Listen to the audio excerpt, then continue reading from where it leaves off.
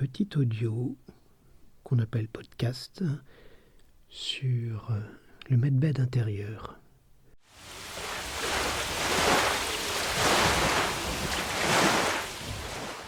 Ou la cure de jouvence quantique. Il y a un certain nombre de personnes qui aimeraient effectivement l'idée d'une régression d'âge dans un medbed et qui attendent et qui oublient juste une petite chose, c'est que quand on est souverain, on se prend en main. En fait, c'est un petit peu comme toutes les attitudes d'attendre les EBS, les révélations générales. Oui, mais il y en a marre, il faut que les gens comprennent, etc. C'est pareil, les EBS. Si de votre côté, vous n'essayez pas de glisser quelques informations de temps en temps, je ne dis pas de faire du rentre-dedans, d'aller au frontal, vous pouvez très bien faire votre part, simplement transmettre des informations. Si c'est trop dur vis-à-vis de votre entourage, amis ou famille, vous pouvez le faire sur des réseaux sociaux, vous pouvez ouvrir des chaînes, vous pouvez faire des choses de votre côté. Eh bien, c'est un petit peu la même chose en ce qui concerne la jouvence ou simplement le fait de retrouver des bonnes fréquences à l'intérieur de votre corps. En réalité, c'est un petit peu comme, vous savez, quand vous prenez un livre qui parle de la conscience du moment présent, comme Eckhart Tolle par exemple, et que vous oubliez par moment de le mettre en application. Vous lisez, ah ouais, c'est très bien, sauf que vous lisez le livre, ah oui, c'est super, tel et tel passage, oui, il a raison, je le mettrai en application. Non, vous le lisez, il y a quelque chose qui vous parle, vous posez le livre, vous faites une pause, et vous le mettez en application là, tout de suite. Comme là, tout de suite, maintenant par exemple, vous pourriez faire une petite pause, et regarder autour de vous, écouter, être plus présent, pour développer la présence, qui est encore autre chose de très intéressant à développer. Je ne dis pas que j'y suis tout le temps, hein. Je travaille dessus. D'ailleurs là je me pose au moment où je fais cet enregistrement pour bien être dans le ressenti, et ce qui permet d'ailleurs d'avoir quelque chose de plus posé, même au niveau de la voix.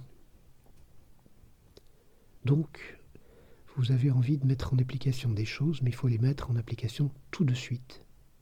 Alors bien sûr, pour la santé, il y a, on le sait bien, des compléments alimentaires, une bonne hygiène de vie, vous le savez tout ça, hein, manger équilibré, etc. Ok, c'est une recette, il faut la mettre en application, mais en elle-même, est-ce qu'elle suffit pour changer de l'intérieur ? En fait, si vous prenez un peu de recul par rapport à tout ce qui s'est passé, regardez par exemple l'effondrement progressif des médias, qui est inéluctable, hein, avec tout ce qu'on nous a annoncé, hein, avec cette horrible va-t-en-guerre qui n'a jamais créé de guerre, avec cette troisième guerre mondiale qui, Dieu merci, n'est jamais venue. Vous voyez, en fait, les choses se font toutes seules quelque part. Cela ne veut pas dire qu'il faut rien faire, bien sûr, hein. Je ne dis pas... c'est comme votre corps, bien sûr, il sait s'auto-réparer, mais vous pouvez prendre une part active dans le processus en réalité.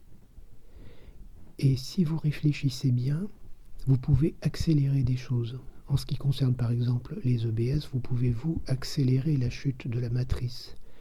Lorsque vous partagez, lorsque vous parlez à des gens, mais avec patience et persévérance, vous plantez des graines quelque part. Eh bien c'est pareil en ce qui concerne votre santé.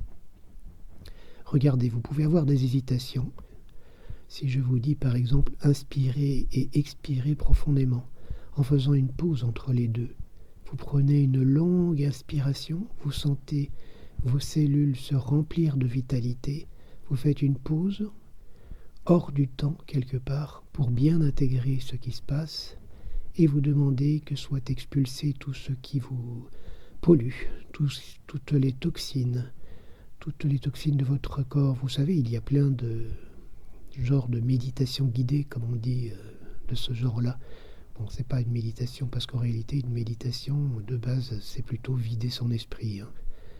disons une visualisation guidée ou je ne sais quel nom on pourrait lui donner. Peu importe tout cela encore, en réalité, on est encore dans une technique extérieure, comme le fait de prendre un complément alimentaire. Je vais vous expliquer pourquoi. Si votre mental, au moment où vous le faites, vous dit « Oh, mais de toute façon, ça ne sert à rien », ou si vos émotions vous disent que de toute façon, vous ne le sentez pas, ce n'est même pas la peine de le faire. Il faut faire les choses que vous ressentez vraiment profondément et avec lesquelles votre esprit est en accord.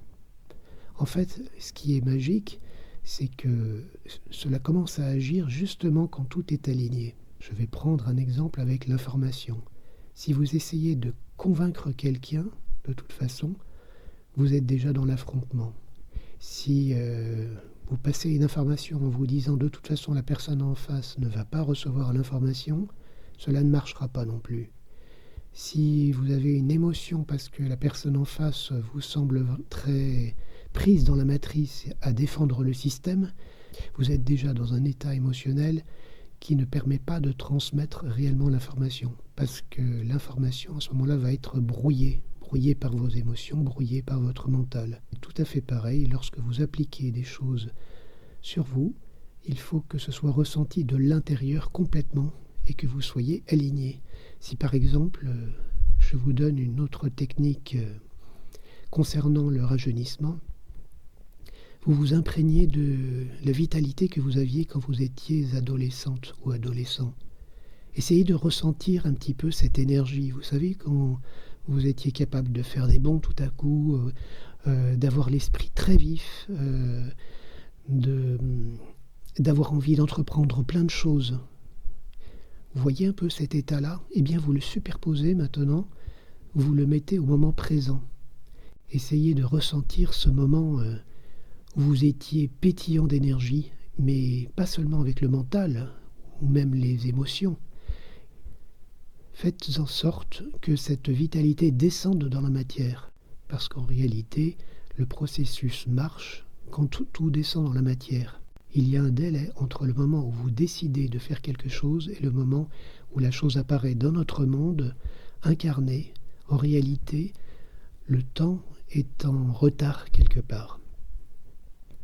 Toutes nos actions sont précédées par une décision. Elles sont précédées par quelque chose, tout un processus que l'on dit inconscient dans la science officielle. Mais je ne vais pas m'étendre sur le sujet. En fait, il y a tout un processus qui est décidé en dehors de ce monde, en dehors de cette temporalité. C'est ce qui explique, à mon sens, la possibilité de la rétrocausalité. Parce que quelque part, les choses sont déjà faites de l'autre côté. Vous vous frayez un chemin parmi plusieurs futurs possibles. Et en fait, vous forgez vous-même, comme un ver le ferait dans une pomme, le chemin vers la direction qui vous intéresse, parmi plein de chemins possibles qui sont déjà là quelque part. Et vous rendez potentiellement possible là, présentement. Si par exemple je vois quelqu'un qui s'approche d'un précipice, il est de plus en plus probable qu'il tombe au fur et à mesure qu'il s'en approche, s'il ne change pas de direction. Vous avez maintenant à prendre la décision de faire vivre cette adolescente ou cet adolescent en vous, jusqu'à ce que toutes vos cellules se mettent à pétiller de cette énergie. Faites en sorte de ressentir cette joie, cette vitalité, cette envie de faire plein de choses que vous aviez, jusqu'à ce que ce soit maintenant, et maintenant encore. Et surtout, ne relâchez pas, parce que parfois, l'esprit fatigue. L'instant d'après, il passe à d'autres choses, c'est très bien. Bon, vous avez plein d'activités à faire dans votre journée, mais il faut être capable d'entretenir, en fait, cette transformation. Je vais donner une autre raison à cela. Lorsqu'une armée traverse un pont, on fait rompre le pas pour éviter que le pont se mette en résonance. Car il y a eu des histoires célèbres de ponts qui se sont écroulés parce que l'armée continue à marcher au pas et avec ces fréquences, le pont est rentré en résonance parce que ça correspondait à sa fréquence propre. De la même façon qu'une corde de guitare peut se mettre, ou de piano, ou d'autres choses peut se mettre à résonner lorsque vous êtes à la bonne fréquence et que vous chantez en face.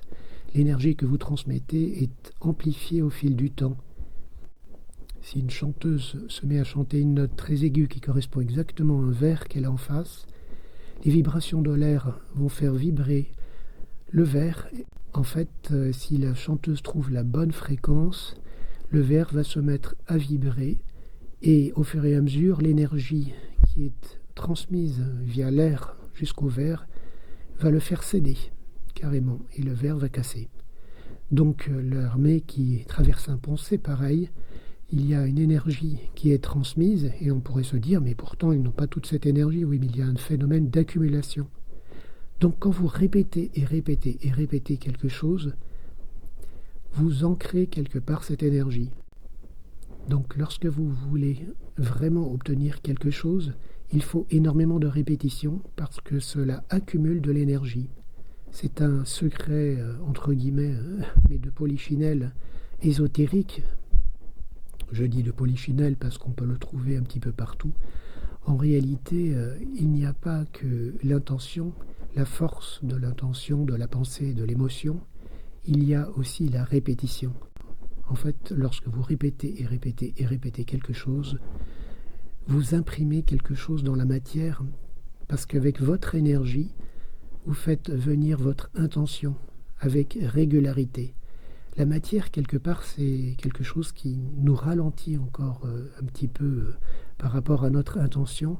Il y a un décalage et un ralenti, mais c'est voulu. Cela permet de se poser et cela permet de ne pas être dispersé, justement. Il y a un gros apprentissage grâce à cela. Cela permet d'être plus présent, parce que probablement, je pense, nous serions un peu comme des zombies, en fait, même sans corps. Quand vous réfléchissez à toutes les pensées qui peuvent nous habiter, toutes les émotions, à quel moment sommes-nous vraiment posés, là, en train d'observer le monde? Si cette attitude d'être présent, conscient, n'est pas présente dans la journée, elle ne pourra pas être présente non plus dans les rêves, comme je l'ai dit souvent, pour faire des rêves lucides, et elle ne pourra pas être présente non plus quand on sera mort. Et donc cela donne des âmes errantes. Il y a des textes bouddhistes qui en parlent, qui disent que l'on sera dans le monde d'à côté comme dans le monde des rêves en réalité. Donc il y a vraiment importance à poser tout cela. Donc c'est un entraînement quelque part. C'est une forme d'éducation, le monde incarné, qui est parfois dur. Par exemple, lorsque l'on se prend un obstacle parce que l'on n'a pas regardé autour de soi, quelque part, on apprend la présence. Pareil lorsque l'on manipule un objet et qu'on se met à penser à autre chose, que l'on est absent à nouveau, encore absorbé ailleurs, en dehors de ce monde de matière, et que cela nous conduit à une maladresse. Donc l'incarnation n'est pas à dénigrer. Contrairement à l'autre côté, les gens qui ont fait des EMI, des expériences proches de la mort, qu'on dit maintenant EMP souvent, de mort provisoire, le disent, en fait, vos pensées sont tout de suite matérialisées. Il y a quelque chose d'instantané, en fait, de l'autre côté. Le temps ne s'écoule pas de la même façon. Mais ici, il faut justement cette constance.